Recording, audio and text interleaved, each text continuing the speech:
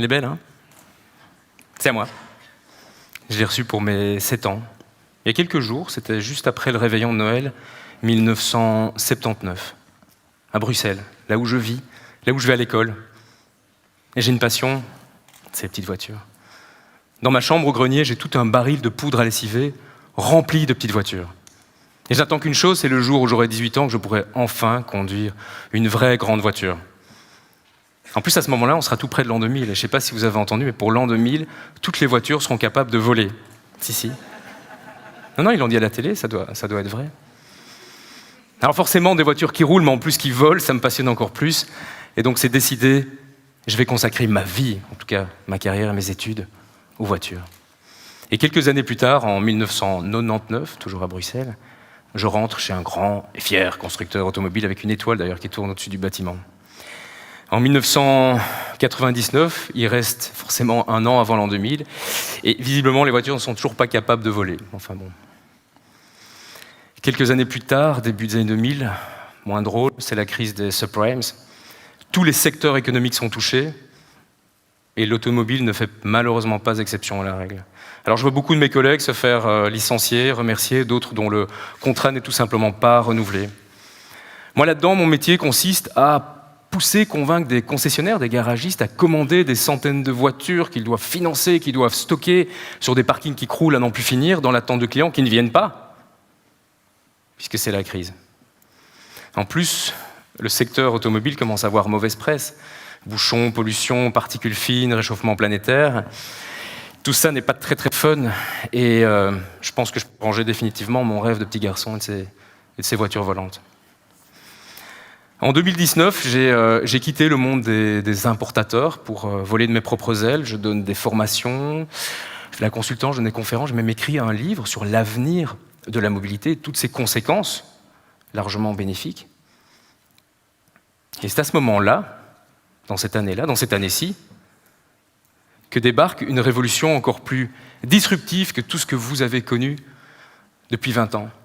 Une révolution qui va changer toutes vos vies, à tous sans exception. Vie privée, vie professionnelle, de vous, mais également de vos parents, de vos enfants, de vos voisins, de vos collègues de bureau.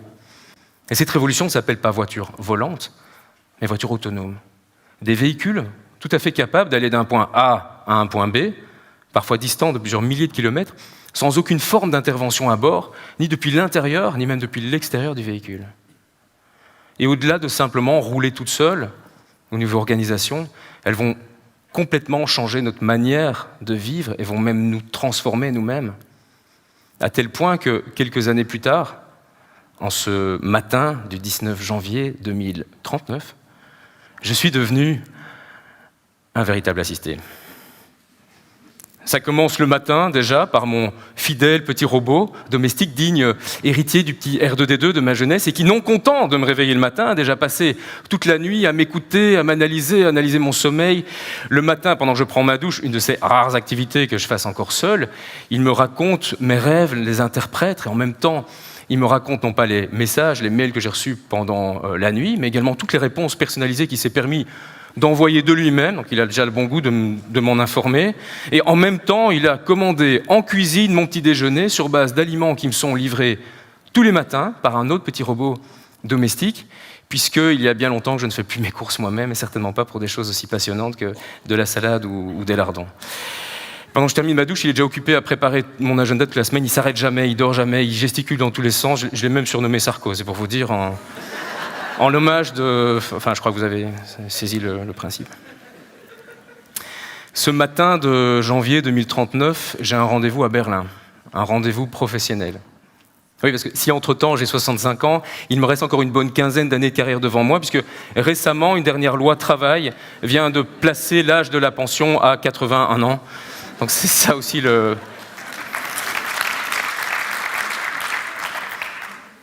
Ne rigolez pas trop vite, vous verrez bien. Mais bon, au moins ce voyage vers Berlin, je vais le faire en parfait confort, puisque un shuttle autonome vient me chercher à la maison et m'amène jusqu'à la gare du Midi à Bruxelles, où un Hyperloop m'emmènera à peu près en 45 minutes jusqu'à Berlin, ma destination, puisque la Hyperloop, ce train sur champ magnétique, inauguré en 2019 entre Dubaï et Abu Dhabi, si vous vous souvenez, c'était il y a 20 ans, voyage à peu près à 1200 km/h, donc ça devrait aller assez vite. Et une fois à destination, d'ailleurs, j'ai un drone autonome, un volocoptère qui va m'emmener jusque sur le toit du bâtiment où a lieu ma réunion. Et puis ma réunion se passe très bien, d'ailleurs, merci pour moi. Mais revenons en 2019, car si ma vie et la vôtre, surtout, va changer, et bien au-delà des quelques exemples que je viens de citer ici, ce changement a commencé en 2019.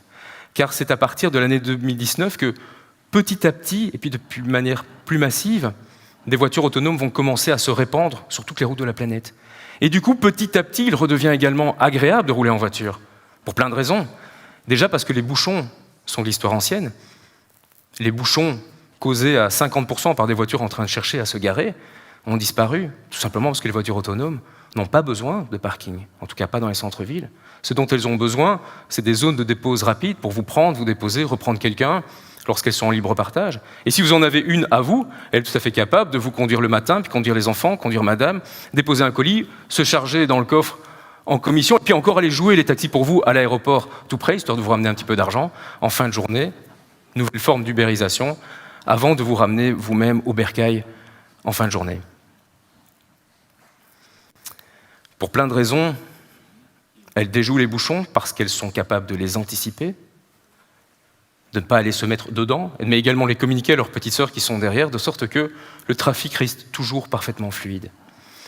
Et puis pour plein de raisons, elles n'émettent plus ni CO2, ni particules fines, ni NOx, ni autres polluants, tout simplement parce qu'elles sont devenues quasi exclusivement électriques.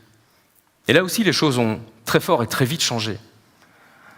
Tous les constructeurs s'y sont mis, mais également les producteurs de batteries, des batteries réparables, désormais recyclables, qui contiennent plus de carbone que les matériaux rares pour lesquels elles étaient décriées, qui ont des temps de recharge de quelques minutes pour des autonomies de centaines de kilomètres. Elles sont capables, puisqu'elles sont autonomes, d'aller se recharger d'elles-mêmes sur des bornes à induction, qui existent déjà aujourd'hui, et de se recharger avec de l'énergie électrique essentiellement verte, et essentiellement d'origine solaire d'ailleurs. Résultat des centaines de millions de panneaux photovoltaïques qui, année après année, ont été produits, ont été commercialisés, de sorte que l'énergie solaire est forcément écologique, mais également la plus économique. Et beaucoup d'entre vous, et d'entre nous d'ailleurs, se déplacent de manière tout à fait gratuite, parce qu'ils produisent eux-mêmes leur électricité. Et puis l'intelligence artificielle est passée par là aussi. Et désormais, tous ces moyens de transport coexistent, coaniment ensemble.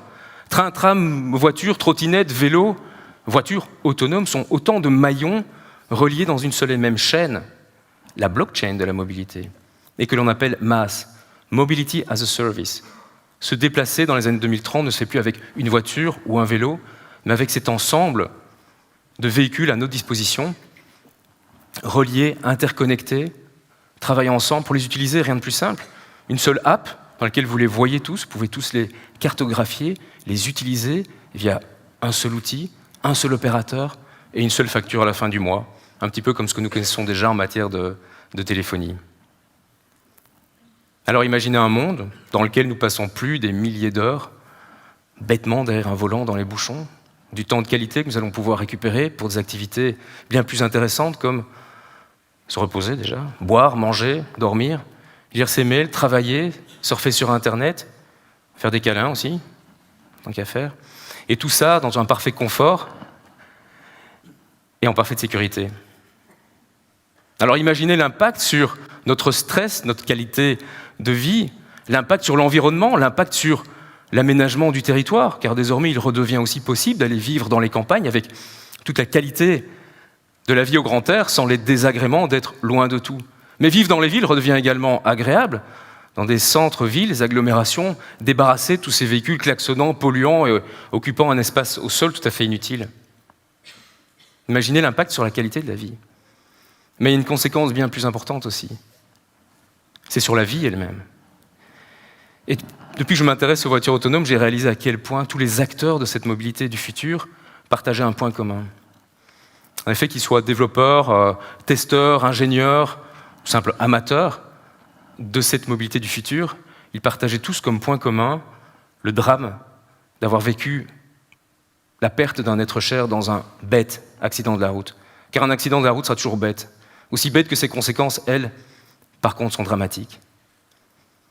Et plutôt que de voir ça comme une fatalité, eux avaient décidé d'agir, décidé qu'il n'était plus acceptable qu'au XXIe siècle, dans une année comme 2018, il y a encore chaque année 60 millions d'accidents sur les routes, c'est-à-dire l'équivalent de la population de l'Italie, et que ces 60 millions génèrent d'ailleurs 1 350 000 morts chaque année, l'équivalent de la population de l'île de Chypre, comme si Chypre coulait chaque année avec tous ses habitants à bord. Hallucinant. Par jour, cela représente l'équivalent de 10 Boeing 737 se crachant simultanément. La mortalité routière, c'est ça. Et par rapport à ça, lorsque tous les véhicules du monde, tout le parc roulant mondial sera devenu autonome, ça prendra 10, 20 ou 30 ans, et ça dépendra beaucoup de nous d'ailleurs, la mortalité sera éradiquée. Et ce qui permet de l'affirmer, alors que vous allez me dire, mais elles ne roulent pas encore. Si, nous ne les utilisons pas encore, mais toutes ensemble, elles ont déjà dépassé les 100 millions de kilomètres de tests réels sur toutes les routes de la planète. 2500 fois le tour de la Terre, 5 milliards de kilomètres virtuels, avec quasi aucune accidentalité, alors qu'elles sont encore en phase test pour l'instant. Alors imaginez un monde, assez proche, espérons-le, dans lequel nous ne devons plus nous inquiéter chaque fois qu'un de nos proches monte à bord d'un véhicule pour aller au boulot, partir en vacances, ou pour rentrer de boîte de nuit le samedi soir, imbibé de fête et d'alcool. Plutôt que d'imaginer, de se dire on verra bien, c'est la technologie, nous pouvons déjà choisir. Accepter cette technologie ou la refuser, la nier, la dénier. Parce que finalement, le déni est un choix démocratique. Et d'ailleurs, l'histoire industrielle est très riche d'exemples d'accidents commerciaux liés au déni. Le plus connu est probablement Kodak, qui était ultra leader du marché de la photo et qui n'a tout simplement pas cru dans l'avenir de la photo digitale. L'exemple est devenu célèbre, ça donnait lieu à une expression que vous connaissez peut-être. Ubérisez-vous si vous ne voulez pas vous faire kodaker. Nokia, autre exemple, ultra leader du marché de la téléphonie jusqu'au début des années 2010 et qui n'a pas cru dans l'avenir du smartphone et de toutes les capacités que ça donnait bien au-delà de simplement téléphoner et envoyer des messages. Et puis pour ce qu'on parle de voitures, l'automobile a également son exemple, et pour vous en convaincre, il suffit de visiter le musée de Mercedes à Stuttgart. La première chose que vous verrez dans ce musée de voitures, c'est pas une voiture, c'est un cheval empaillé. Et ce qui retient l'attention figure au pied du cheval en question, une citation du Kaiser de l'époque, Guillaume II, qui, fin du XIXe siècle, disait « Je crois dans l'avenir du cheval, la voiture ne sera qu'un phénomène de mode et n'a aucun avenir. » Alors avec un siècle de recul dont nous disposons, cette citation peut nous faire sourire, mais si on la remet par contre dans son contexte, on peut imaginer que cette pensée était partagée par l'intégralité de la population de l'époque, car l'être humain jusque-là avait passé des millénaires à vivre avec le cheval, à côté du cheval, à se développer grâce au cheval. Ne dit-on pas cheval vapeur ? Et il était complètement impensable, inimaginable qu'en moins d'une décennie, le cheval soit remplacé parce que Jacouille la fripouille appelait la chariote du diable la première fois qu'il en vit une. Eh bien, en 2019, nous sommes à ce même moment, à ce même point de bascule vers une nouvelle mobilité que vont nous amener les voitures autonomes. Les voitures autonomes seront à la voiture ce que la voiture a été au cheval. Et nous aussi, nous pouvons le nier, le dénigrer, liker, commenter sur Internet, sur tous les réseaux sociaux, chaque fois qu'il y aura un accident, grave ou pas, impliquant une voiture autonome, car ça arrivera évidemment. Nier, dénigrer, c'est exactement ce qui s'est passé le 18 mars 2018, il y a tout juste un an. Et ce jour-là a eu lieu le premier accident mortel impliquant une voiture autonome. Et cet accident, bien que évidemment dramatique, car un mort sur les routes sera toujours un mort de trop, a été relayé par tous les réseaux sociaux, par tous les sites internet, par tous les médias, radio, télé. Vous avez probablement vu les images au journal télévisé, parce que ça fait la une de tous les journaux, de cette voiture, dont je ne citerai pas la marque, gérée par Uber, à tel point que le gestionnaire Uber a du jour au lendemain dû arrêter tous ses essais et que l'État d'Arizona où avait lieu l'accident a également interdit par décret du jour au lendemain les essais de voitures autonomes sur son territoire. Paradoxalement, dans la même journée, ce n'est pas un mort, mais 3500 personnes qui sont décédées sur toutes les routes de la planète. Et ces morts-là n'ont pas généré la moindre ligne dans la presse internationale. Preuve du caractère éminemment psychologique et sociologique de ces voitures autonomes, pourtant au départ uniquement technologiques. Alors plutôt que de nier, dénigrer, nous pouvons également agir. Et agir, ça commence par s'y intéresser. avec un œil objectif, lire, YouTuber, monter à bord de certains de ces shuttles autonomes, y compris en France, qui sillonnent déjà, comme les petits Navia, des petits minibus qui sont déjà dans les centres-villes, dans certains centres urbains, dans certains aéroports, certains zonings commerciaux, industriels, des parcs d'attractions, un petit peu partout. Monter à bord, s'y acclimater, et petit à petit accepter l'idée que la machine puisse être meilleure que nous dans la réalisation de certaines tâches, comme de conduire une voiture. Et au plus vite nous accepterons ces plus grandes facultés cognitives de la machine par rapport à l'être humain, et que nous ne les verrons pas comme un ennemi de notre propre mobilité humaine, au plus vite alors elles pourront se répandre sur leur route en amenant avec elles toute leur plus-value en matière de confort, de qualité de vie, mais surtout de lutte contre cet inacceptable 1 350 000 morts annuels, inutiles, inacceptables et injustes. Pour terminer, je voudrais juste vous inviter à mon réveillon de Noël 2059, puisque entre-temps, je suis arrière-grand-père, notamment d'un petit garçon de 7 ans. Il y a quelques minutes, mon arrière-petit-fils a redescendu du grenier un baril de poudre à lessiver, presque centenaire entre-temps, et contenant toute ma collection précieuse des petites voitures de mon enfance. Il m'en donne une et me demande « Ça marche comment ?» Alors moi, tout fier, évidemment, parce que ça, au moins, je connais. J'explique que ça marche pas, que ça fonctionne, le rôle du conducteur. Et pendant que je l'explique, je vois qu'il s'en va jouer à autre chose et que, visiblement, le sujet ne l'intéresse pas plus que ça, pas plus que, finalement, lorsque mon propre grand-père me parlait de locomotive à vapeur. Et ce petit garçon me laisse méditer sur cet objet du passé. Je me sens moi-même un petit peu du passé et peut-être complètement dépassé. Peu importe, finalement, si les voitures sont volantes ou pas. Et si le monde dans lequel mon arrière-petit-fils va grandir, ce monde est loin d'être parfait, au moins je sais que je ne devrais pas m'inquiéter à l'idée que lui ou ses propres enfants puissent être un jour la victime d'un bête accident de la route. Merci.